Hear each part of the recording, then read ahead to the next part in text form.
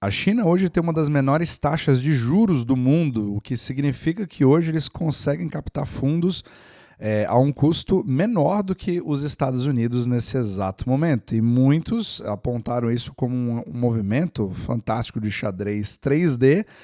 Só que eu quero te mostrar aqui como que, na verdade, é exatamente o contrário do que o governo gostaria que acontecesse e as novas medidas que eles estão tomando para impedir isso. Então, hoje eu quero falar sobre uma medida que foi tomada pelo Banco Central da China para literalmente parar as operações de compra de bonds. E a gente precisa entender um pouco do que está por trás disso, né? Então, se você parar para analisar, hoje você tem uma situação interna na China que é extremamente deflacionária, porque os chineses eles vieram de décadas de acúmulo de riqueza, principalmente nos seus imóveis, mas eles agora estão meio que um gato escaldado, baseado em como eles sofreram com as quedas drásticas nos preços dos imóveis, fazendo com que muitos chineses precisassem até repatriar seus investimentos estrangeiros, porque a criação de riqueza da China foi tão grande nos anos 2000 que fez com que isso transbordasse para outros países, como a Austrália, por exemplo, e agora, baseado nos problemas que estão sendo sofridos dentro da economia, né, da demanda interna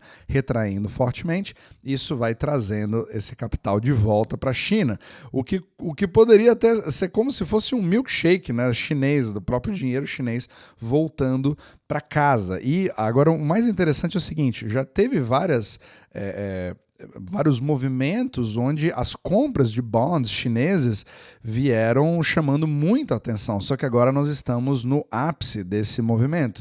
E isso veio preocupando muito o Partido Comunista Chinês a partir do momento em que o grande objetivo era fazer com que os bancos, na verdade, pudessem emprestar para as pessoas, para gerar novos empregos, fábricas, etc., como absolutamente todo o governo gostaria que acontecesse. Só que o movimento que vem sendo mostrado é exatamente o contrário. Mostra-se uma demanda enorme por segurança e liquidez. Só que o mais interessante é que a caracterização do governo chinês foi de chamar isso de asset drought, ou seja, uma seca de ativos. Então é como se tivesse caracterizado a seguinte coisa: os chineses eles estão precisando de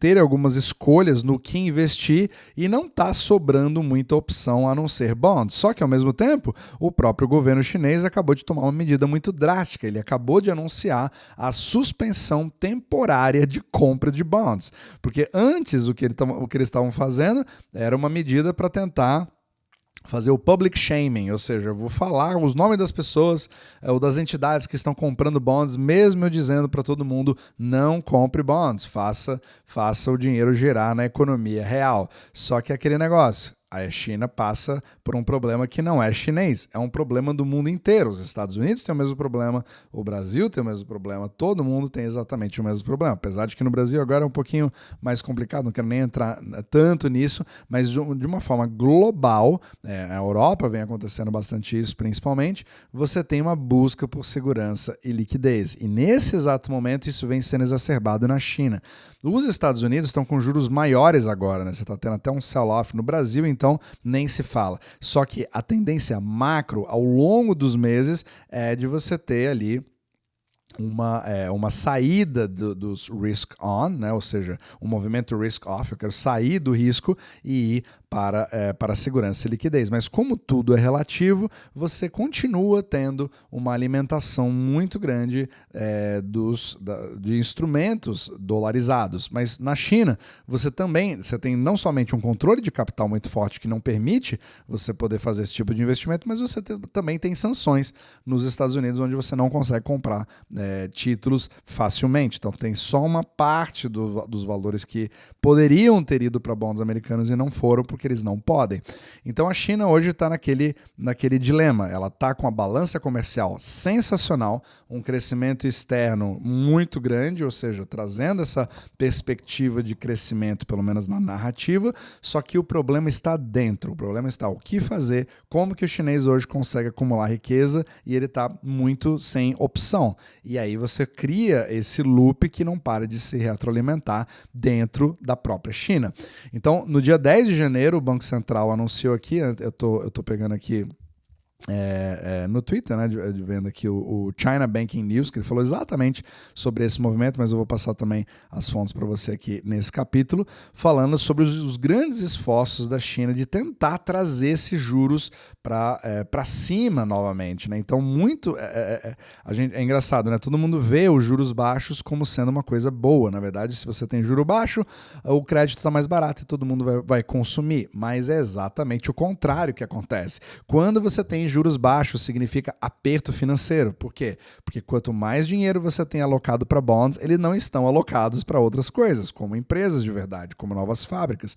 Pelo contrário, você percebe um acúmulo de estoques em muitas das fábricas, inclusive voltadas para exportação, porque sabe-se que isso vem carregando a China até aqui, mas ele depende da saúde dos países para os quais você vai exportar. E o resto do mundo, em relação à China, também não está indo nada bem, justamente porque o sistema monetário é totalmente interligado. Então você está meio que nessa teia de aranha e você não consegue saber muito para onde fugir, justamente porque os bancos centrais têm praticamente zero possibilidade de ter um controle total para reverter essa situação simplesmente com políticas monetárias. Então eles vêm tentando impedir o movimento do capital para buscar segurança e liquidez, nem que seja na marra, nem que seja tentando punir as pessoas ou mesmo travar o mercado de bonds.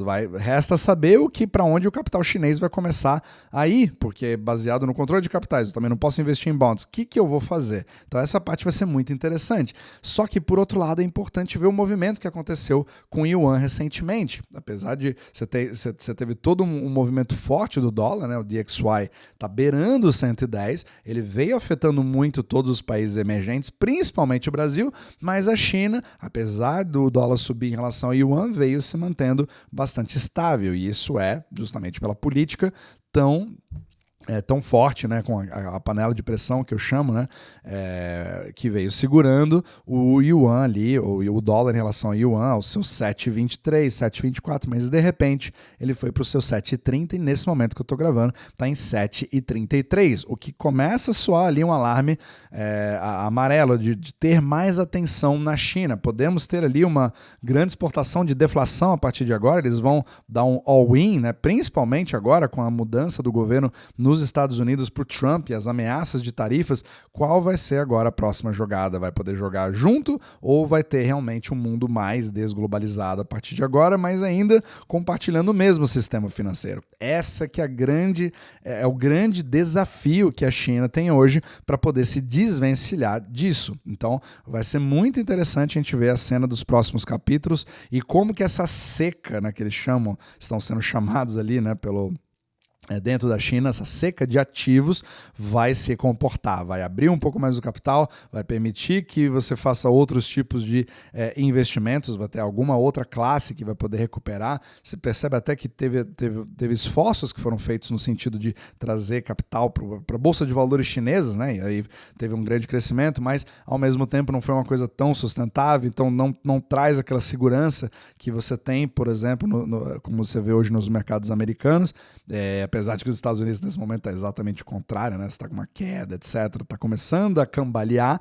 Então tudo isso faz com que 2025 comece meio que uma coisa esquisita, né? Sem estabilidade ali em nenhum lugar. E é esse momento que o capital vai começar a definir o que ele vai fazer. Então, baseado nesses movimentos, isso afeta imediatamente o que acontece no Brasil, afeta imediatamente o que acontece ao redor do mundo, mas como a política ela acaba sendo, a geopolítica principalmente, ela acaba tendo ali cada hora um capítulo novo acontecendo, né? E a gente vive um mundo maluco, praticamente os memes dominam absolutamente tudo, né? Então o Trump fazer um meme do 51º estado, seja ele a Groenlândia, seja ele o Canadá, todas essas coisas, e ao mesmo tempo convidar o Xi Jinping para a inauguração, tudo isso pode mudar radicalmente as duas maiores potências do mundo no sentido do comércio exterior e afetar, obviamente, o dólar, o real, o que vai acontecer com as nossas famílias. Então vai ser muito interessante ver quais são as próximas jogadas ali do xadrez, se você quiser usar